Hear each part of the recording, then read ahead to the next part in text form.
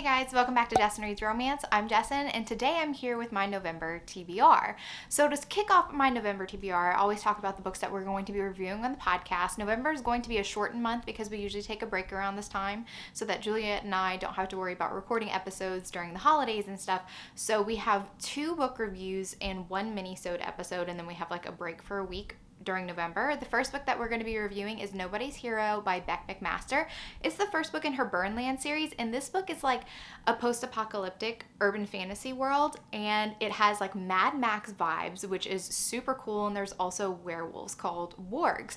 And the thing about this world is that just like Mad Max, there's like small communities and they're trying to protect themselves from other people called reavers who basically raid the towns and take all their supply, sell their women to slavery. And then there are the wargs that you have to watch out for, which are werewolves. And there was this meteor that hit the earth and this pathogen came with it and it affected people. So there's also revenants. There's a lot of different elements in this book that really work well, but the wargs are humans who turn into werewolves if they're scratched or bitten by another warg, and you basically lose all of your humanity. When you're a warg, all you care about is killing and fucking.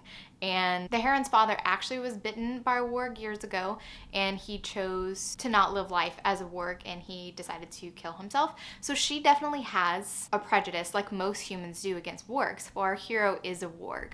So I really love the setup of this book, and it's probably my favorite Beck McMaster book that I've ever read, so I'm just really excited to talk about that one. Thank you, Juliet, for bringing it to the podcast. And then we have Dangerous by Minerva Spencer. This book was recommended to me by Jen, and this is the first Minerva Spencer book that I've ever read. It's her first book in the Outcast series, and it's a very, very unique historical romance because the heroine has been held captive in a harem, or harem as the narrator likes to say. Sounds cooler that way. But she has been in a harem since she was 14 years old, and she recently escaped and she's made her way back to London. Her father really doesn't know what to do with her. She is soiled goods. Everyone knows that Baba Hassan has used her. And what I really, really love about this heroine is that she has such a different outlook on propriety, and she's very comfortable with being naked, very comfortable with her sexuality, and she has a mission. She knows that her father is trying to pawn her off in marriage to somebody, and there's one candidate in particular that is a little more appealing. His name's Adam de Courtney, and he actually has a reputation because 2 of his wives have died, and so there's kind of like some suspicion going around, like, ooh, did Adam off his wives? She decides that she can deal with Adam. It also helps that he's one of the only ones that's closest to her age, and he's pretty damn hot. They have some chemistry definitely sparking between them in their first meeting. So her plan is to marry Adam, but not to stay with him because she has this mission to save her son, which she's keeping a secret from everyone. And his name is Jibril or Gabriel, and it is just a wild ride. It's very adventurous. I love this book so much. Very, very unique. I'm so excited to talk about it. And then we're having a mini-sode where Juliet and I are reacting to unpopular opinions that was submitted to us on our Instagram. I definitely took this idea from Samantha, who started the trend on YouTube, and since I can't really film as many videos as I want to for YouTube, I decided to make it a podcast episode. So everyone sent some unpopular opinions on romance novels, and we reacted to them, so it's going to be a fun time. There was a lot. We didn't get to all of them. The ones that we did get to, it was pretty fun. It was pretty fun reacting to them. And then we have a 1-week break. Also, for our Patreon exclusive, which is live reviews that we offer to our patrons who support us on Patreon, they voted for The Wedding by Julie Garwood. Our theme was Marriage of Convenience, and this is one Julie Garwood that I have yet to read. It's always been on my list, but when I was binging Julie Garwood's, I just didn't make it to the wedding, but I really do love her. She's one of my favorite kind of old school historical romance authors. I feel like her books still work. So this one is A Marriage of Convenience, and it says that the heroine, Lady Brenna, is journeying from England to Scotland to wed a Highlander, but a band of fierce painted warriors capture her en route, and she meets their demand to marry their leader, the quick-tempered Laird Connor McAllister. She couldn't know that her capture was merely the first act of vengeance against her betrothed, Connor's sworn enemy. So I really like this. I really like this setup, how she is betrothed to somebody else in Scotland. She gets captured by his enemy and she marries that enemy instead. So I'm very excited to read this one. I'm glad that it won in our polls. And for the book club picks, the Rake Appreciation Society is doing The Highwaymen by Kerrigan Byrne. I've read this whole entire series, but it's been a long time since I've read The Highwaymen. So I'm excited to revisit this one. This is the first book in the Victorian Rebels. And this is like a second chance romance between two childhood friends. They were both raised in this orphanage, but then they escaped the orphanage and they haven't seen each other since. And when they meet each other in present day, it's just so freaking good, and I love this. It's also kind of like a secret identity romance. It's just very, Kerrigan Byrne has like high stakes, lots of angst in her books, but the type of angst that works with me, like, I don't know. Kerrigan Byrne is at the top level of angst that I like to read. She's up by my threshold, but it's still enjoyable for me. So I can't wait to go back into The Highwaymen and see what I think about it years later. The Historical Hellions are reviewing A Pirate's Pleasure by Heather Graham. I do own this book. It's somewhere. I need to go dig in my old school historical shelf, but I haven't really been keeping up with most of the old school historical romances that they've been reviewing. I've been in more of a dark romance contemporary kick, so I never quite make it to this one, to the old school historical romances that they have been reviewing. But I don't know, I really am curious about Heather Graham. I have a lot of her books because she has such gorgeous covers. I mean, this cover is amazing. I'm gonna have to go dig it out because I do want to read it physically. But I do know that it's a captor-captive romance. I think she is captured by a pirate. Yeah, so it says Skye Kensdale is a defiant captive. She sets sail to America because she's betrothed to a man that she has never met. And she wants to actually reject him whenever she meets him for the first time until infamous pirate Silver Hawk seized her ship and banished all other men from her life. And now her fury is turned on this buccaneer. She wants to be free at any cost. So I'm cautiously optimistic about this. I definitely think that we'll see some iffy consent issues possibly, and I'm kind of worried about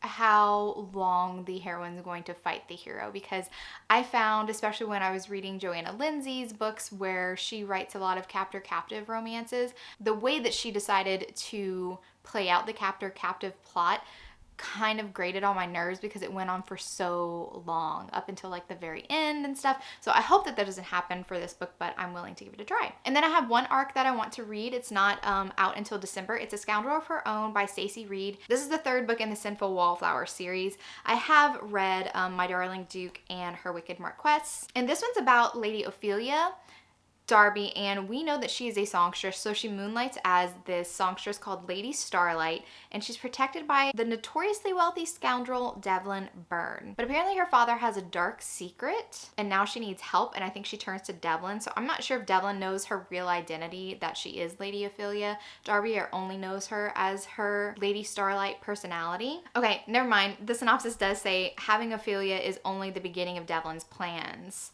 So he actually has a purpose in being Ophelia's protector. So apparently they both have mutual secrets, so we'll see how that plays out, if that is going to be a worthwhile conflict or something that, you know, falls flat, because that sometimes happens. But I do have hope. I really love this cover as well. It's very sensual. Now for some new releases. Filthy Secret by Serena Ackroyd. It was pushed back until November. I think it's going to be out on the 18th, but this is a continuation of the couple that was featured in the first book of the 5 Points Mob series. So Filthy tells the story of Aoife and Finn, and there is a secret that's not resolved in Filthy. Like, there is an HEA in Filthy and everything, and you see them as a couple over the years in the other books of the 5 Points Mob series, but that secret is still something that has not come to light. But this book, Filthy Secret, this book is when shit's gonna hit the fan. We had a little taste of it in the last book that came out in the 5 Points Mob series, and also in her The Lady and the Dawn and the Lady duet. That was also hinted at, that something was going on. We didn't really know exactly what Aoife finds out, but I'm nervous because I love this couple so much, and I know that this is a huge secret to come out. I know that Serena Ackroyd's going to give them another HEA, give them closure, but like the journey is going to be heartbreaking, and I'm scared, but excited at the same time. Another new release is Savage Hearts by J.T. Geisinger, and this is the third book in her Queens of Monsters series.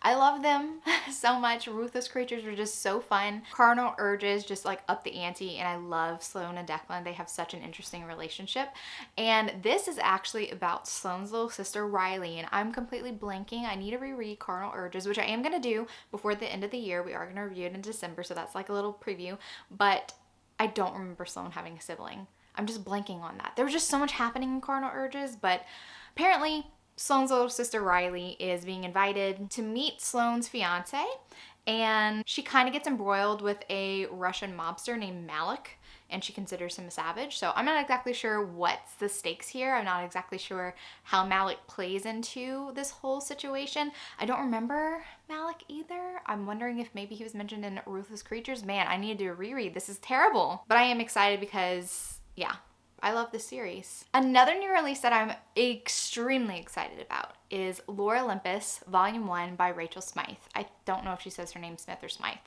Maybe it's Smith. So for those of you who don't know, Lore Olympus is a webcomic. So you can download the app Webtoon on your phone. It's a weekly comic with new episodes every single Saturday night. In fact, a new episode drops tonight that I'm so excited about. Volume 1 is going to wrap up the first 25 episodes in book format. And the reason why I'm so excited about this is because Juliet and I have always wanted to review Lore Olympus because it's our favorite Hades and Persephone romance. This is such an epic romance. It's a slow burn romance, and Rachel's art is so beautiful. It has evolved immensely since episode 1, so that'll be really cool so that you can like see it actually in book format. But since it's in book format, I can actually read it and review it, and there's going to be podcast episodes for every single volume of Lore Olympus. I'm so excited that I'm going to finally get to talk about this now that it's being broken down into, you know, volumes. It'll make it easier for me to like talk about the plot because there's so much things going on. It's not just Hades and Persephone's relationship, but there's side relationships like, you know, Eros and Psyche. So that's fun.